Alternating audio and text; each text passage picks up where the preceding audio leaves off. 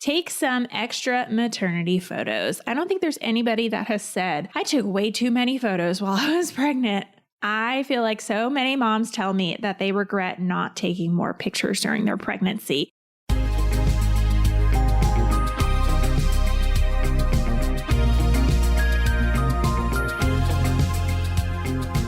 You're listening to the Mommy Labor Nurse podcast, where you'll gain the knowledge and confidence you need to erase the unknowns of pregnancy and birth and rock the newborn days like a boss. My name is Liesl Teen. I'm a fellow mom, labor and delivery nurse, and your host. Each week on this podcast, you'll hear a mix of birth stories, expert interviews, and other fun pregnancy and birth-related content. As a reminder, anything you hear on this podcast is not medical advice. Please see mommylabornurse.com/disclaimer for more details. And now let's get into this week's episode. Are you wondering what to do while waiting for labor to start? I hear you. I've been there. I get it. I went overdue with both of my boys. Not super overdue. The first one was 3 or 4 days. The second one was 5. But those days start to feel like forever. So I get it. If you're at that stage right now, I feel you. Okay. We have all heard that joke about the last month of pregnancy being 5,000, 5,000, and a million days, right? Well, this week I am going to share some ways to help you pass that time, okay? And get you a little more prepared mentally, physically, and sentimentally. That's a thing, right? Keep in mind that these are all things that aren't absolutely essential for you to do, but it's a great way to just kind of fill those waiting hours and waiting days and waiting weeks, however long you're waiting. All right, let's get right into this week's episode. Packing your hospital bag is one of those pregnancy must-dos on every pregnant woman's mind, but the thing is, it can be tricky to know what to pack. Truthfully, as a first-time mom, I was such a slacker when it came to packing my hospital bag for labor. I was lucky I didn't go into labor a few weeks early because I would have not been prepared for anything. But since then, I've come a long way and put my labor and delivery knowledge to good use to develop the ultimate hospital bag checklist just for you. This free printable checklist is organized for mom, partners, and baby and includes only the stuff that you actually need. To grab it today, head over to mommylabornurse.com/hospital bag. Your completely free list is waiting for you at mommylabornurse.com/hospital bag. And now let's get into this week's episode. Okay, you guys, this is going to be a quickie episode. I like those quick and fast episode. Quick tips. All right. So I am going to go over 12 tips that I have, or 12 things that you can do while you wait for your sweet baby to get here. Because I know what it's like being pregnant at the end and what that wait is like, and you just need to fill your time with stuff. All right. This first one is make sure you've got a safe sleep space for baby in your room. So as we prepare to bring baby home, the details and emphasis always goes into the nursery, right? Separate room. It's really fun to think about like themes and everything and what it's going to look like. But right before baby is coming, now is a good time to check in and make sure that you also have a nice, safe sleep space set up for baby in your room. The AAP does recommend co-rooming, not co-sleeping, but co-rooming for the first 6 to 12 months of life to reduce the risk of SIDS. I know that sounds like forever, and take that with a grain of salt. I did not have my baby sleep in my room for 6 months, but some people do. And that is what the AAP recommends. Definitely a good idea, though, to do when baby is little. Some really great options for co-rooming are pack and plays. I have a lot of people who just do a pack and play, and that's a perfectly fine option. You can use the snoo, which is what I used. And then they have obviously a ton of bedside style bassinets or sleepers. A lot of people use those like ones that you can kind of attach to your bed too. So that's an option as well. In addition to a safe sleep space in your room, it can be really helpful also to have a little changing area and a little rocker, rocking chair or nursing station. Some people like to do it just in the bed. That's what I did because I didn't have a lot of space. But if you have a bigger room, it might be worth it to think about putting a chair in there and like a little area to kind of change baby as well. Number 2, do some cooking or baking for your freezer. I am not a great cook. I'm an okay baker, but if you're a decent cook and you enjoy cooking, take some time to prep healthy and easy meals for your freezer. This one is not one that's on a lot of checklists, but I think it is so important to say. A lot of baked goods do freeze easily too. Muffins, banana bread, stuff like that. And if you're not a super great cook like I am, go to Trader Joe's. They have a really great freezer section. Other food stores do too. But if you have a Trader Joe's, they actually have some really healthy, yummy freezer options. And that is just as productive as making extra freezer meals. A good tip too that I learned is in that last, kind of month or even before that, when you make a meal, if you're the kind of person that cooks, I don't, but if you're the kind of person that cooks dinner, a good, easy way to start getting stuff into your freezer for postpartum is to just double your recipe and freeze whatever is left instead of taking time out of your schedule to just make freezer stuff, just kind of tag it along to when you already make dinner. Number 3, make some do-it-yourself patsicles. Oh yeah. So does everybody know what patsicles are? I hope by this point, you guys have been following me for a little bit. You know what patsicles are, but if you don't, listen up. So after you have a baby vaginally, regardless of if you tear or not, your vagina is usually quite sore and even sometimes swollen down there, okay? And ice packs really do feel amazing down there. Patsicles are basically just ice packs that are infused with other healing and pain relief goodness. All you have to do is grab some pads, whichever kind that you like. The bigger, the better, in my opinion. You pour some witch hazel on there and you soak it pretty good. You don't want it to be dripping, but you soak it pretty good. And then you pour some aloe on top. And make sure you get the clear aloe, not the green stuff, because sometimes the green stuff, you can get irritated. So just make sure there's no dye or anything in the aloe. And then you just wrap them back up in the little wrapper and you put them in your freezer, in a little freezer bag, and you put them in your freezer. And then once you need them after postpartum, they are wonderful. They feel wonderful. Used a ton of them. Some women I have talked to find that keeping them open and freezing flat does work better than closing them up. I think it really just depends on how much you saturate the pad and, which pads you choose. But that is something I wanted to say as well. All right, next one. Take some extra maternity photos. I don't think there's anybody that has said, I took way too many photos while I was pregnant.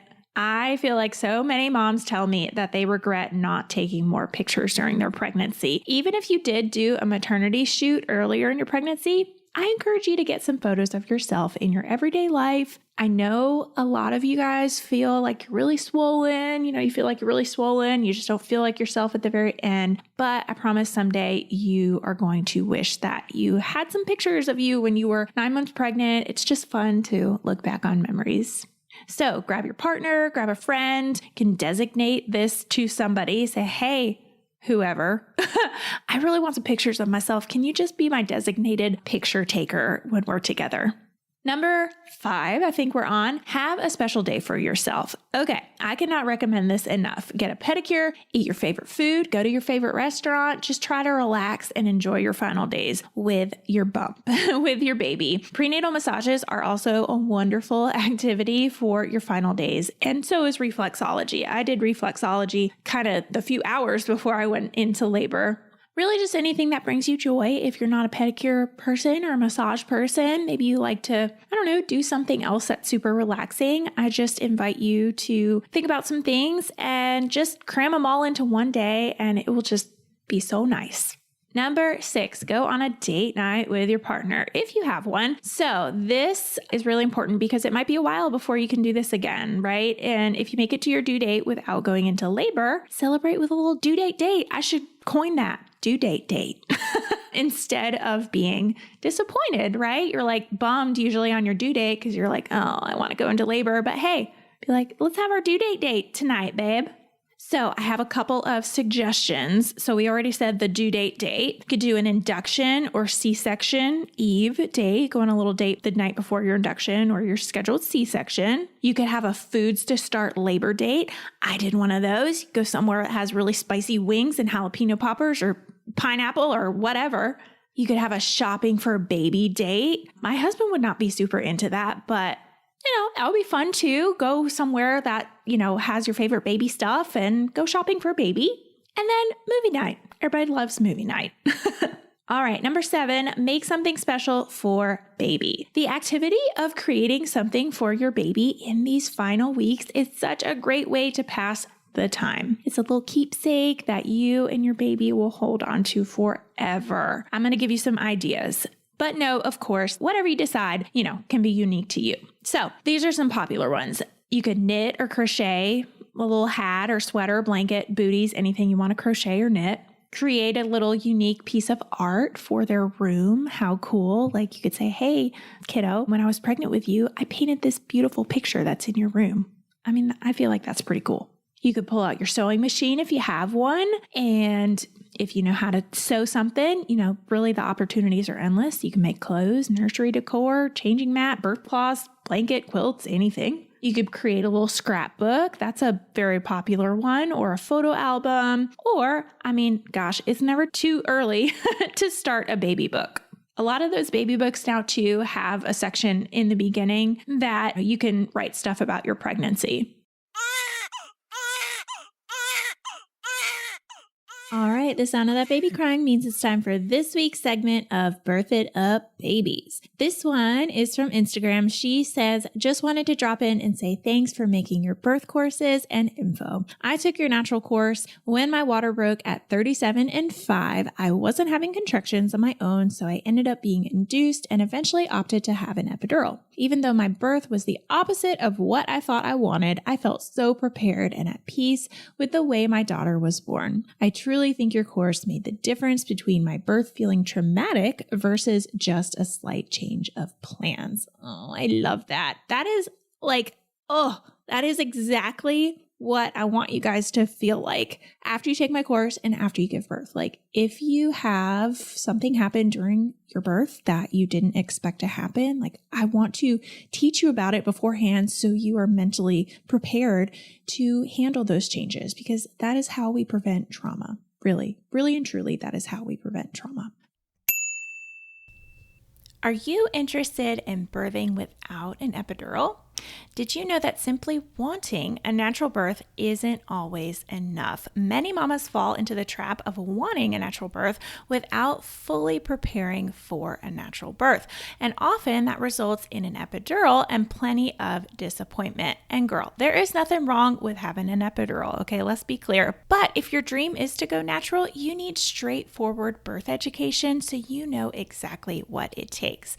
Birth It Up, the Natural series, will help you feel and stay confident and in control during your unmedicated birth. It's simple. Access the class, erase the unknowns, and get ready to rock your natural birth.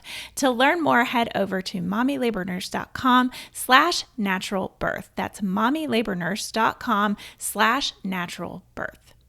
Number 8, write your baby a letter. So on a similar note, of course, take some time to write baby a letter. You really can't do this wrong. Whatever comes to your head, and you probably will cry as you're writing it and probably when you go back and read it, because, you're going to do that.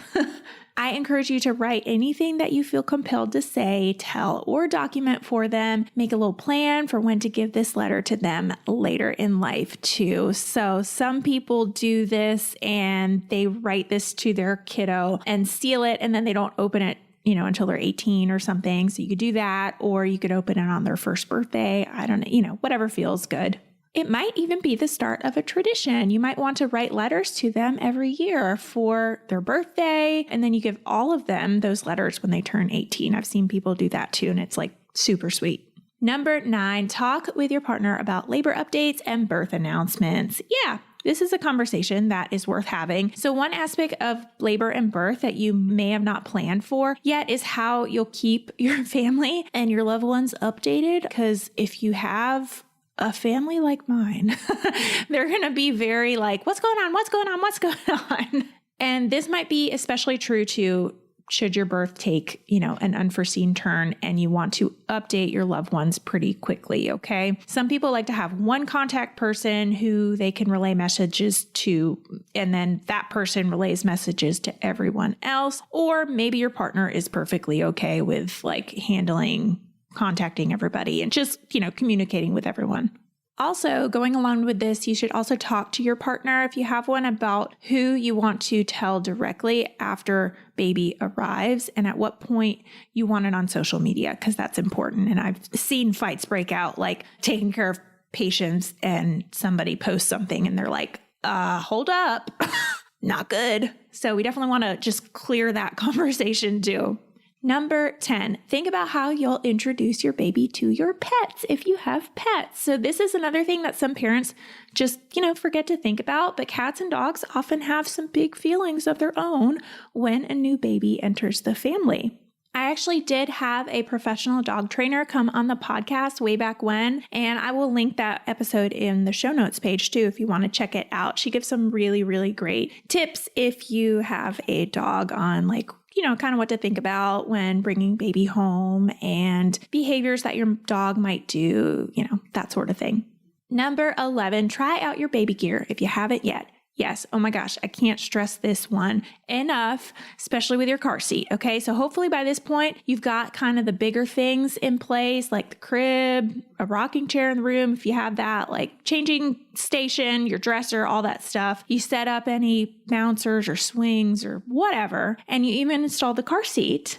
But if you haven't, definitely install the car seat. But I want to urge you to try this stuff out. Put your hands on it and don't just think, I'll figure it out like the first time that I use it. I would really put your hands on this. Car seat especially, I've done posts on this before, that it's so important to really just put your hands on your car seat and learn which buttons go where and how to adjust things, because it's very daunting if you've never had a kid and then you have a baby and you're trying to work with a car seat and you just have no idea what you're doing. It's a little learning curve. So some practice before having baby, whether it's with a baby doll, I use like a little stuffed animal, or if you have a good friend and they just had a baby and you want to just practice with their baby, that's really the best practice if you can get yourself a hold of a baby. But yeah, car seat is definitely the most important one. Check out the diaper bag. Even diaper bags, I feel like it's a learning curve. Like, okay, which pockets are for these? And know that when baby's here, you might obviously change your mind about certain things. But yeah, go through your diaper bag, check out the stroller, how to fold and unfold the stroller. Practice with the pack and play, because that's things still pain in the butt 5 years later. Really, all of these things are usually designed for ease of use once you've got it down. So I encourage you to figure them out now while your frustration threshold is nice and high. Number 12, this is the last one. So start doing some techniques to encourage spontaneous labor. Yes. If you have a scheduled C-section, obviously we can skip this one. But if you're just waiting for baby to come and you're just waiting, might as well do some stuff, right? There are actually a ton of evidence-based and anecdotal ways to naturally induce labor out there, but you do have to remember that unless your body is physically ready, it just won't happen, okay? Doctors really don't know what triggers women to go into labor, which is really kind of crazy if you think about it, because we've been having babies for how long, right? There have been tons of studies on this subject, but and there's theories out there, but we just, we don't know, absolutely this happens in your brain and then, this happens down here and that's what triggers that. Nope. Something about your baby's position, your cervix being nice and ready, and certain hormones all kind of seem to be key players in naturally inducing labor. I will link an article in the show notes page for you to check out. I have a big article on a ton of them that I've listed out. And I encourage you to take a look at all of these, and definitely don't do these until the timeframes that we recommend. But all of these are safe to do. And I also always give a disclaimer of okay, for example, one of them is we talk about red raspberry leaf tea and the benefits of that. If you get yourself some red raspberry leaf tea and you think it's the most disgusting thing in the entire world, don't make yourself gag down red raspberry leaf tea, okay? If doing any of these is causing you stress, don't do them. It is okay. This is just for hey, I have some time, might as well do some of these things. It might really help to prep my cervix a little bit for when my body does decide it's time to go into labor. So if I don't hate red raspberry tea, might as well drink some of it, right? All right, so let's end this episode with some signs of labor, okay? It is also helpful to know some clues that labor might be imminent. And remember that some women don't have any warning signs at all. But these are some of the common ones that I hear. So you might just feel extra exhausted. And then sometimes you get this burst of energy right before you go into labor. I've also heard of people, I experienced this definitely with my first pregnancy, but not with Ryland, with Walter, that I just felt this mental fog. It's hard to even explain, but I've heard people also say that it's you just have this weird, foggy kind of feeling. I experienced it the day before I went into labor, but I've heard of people having this kind of feeling and then a few hours later, a few hours later, go into labor. Another one to look out for is diarrhea. So this one, obviously, we need to say, hey, if you're thrown up and having diarrhea, you can get dehydrated pretty quickly. But we do, and obviously get that checked out, but we do see people have diarrhea kind of close to labor because it's just kind of your body's natural way of excreting your bowels. And also those same hormones that are starting to change your cervix can really relax your GI system, and that can cause some diarrhea as well. And then obviously the lovely mucus plug, right? So the mucus plug is one of those that some people lose them right before they go into labor. Some people don't lose it until they're in labor. Some people lose it the day before they go into labor. Some people lose it weeks before labor and they don't go into labor. So take that one with a grain of salt. But the mucus plug, what I like to tell people about that is if you do lose your mucus plug, don't expect to go into labor really, really soon, but just know that your body is telling you hey, I'm getting prepared for this thing that's about to happen. So it's a good sign if you lost your mucus plug. It does kind of look like a giant booger, just FYI. It also can come out in pieces, but it looks like a giant booger. All right. And then the last one, the last two is, hey, you start to feel cramps that start to get stronger and more rhythmic, start to have these early contractions, and they're not really getting better with some things that you're doing. Sounds like labor. Or obviously if your water breaks, if your water breaks at any point or you feel like your water breaks, definitely go get it checked out. All right, that is it for this episode, guys. I hope to anybody listening that you have your baby soon, because if you're listening to this episode, you probably are I want to have my baby soon. So I hope that you have your baby soon.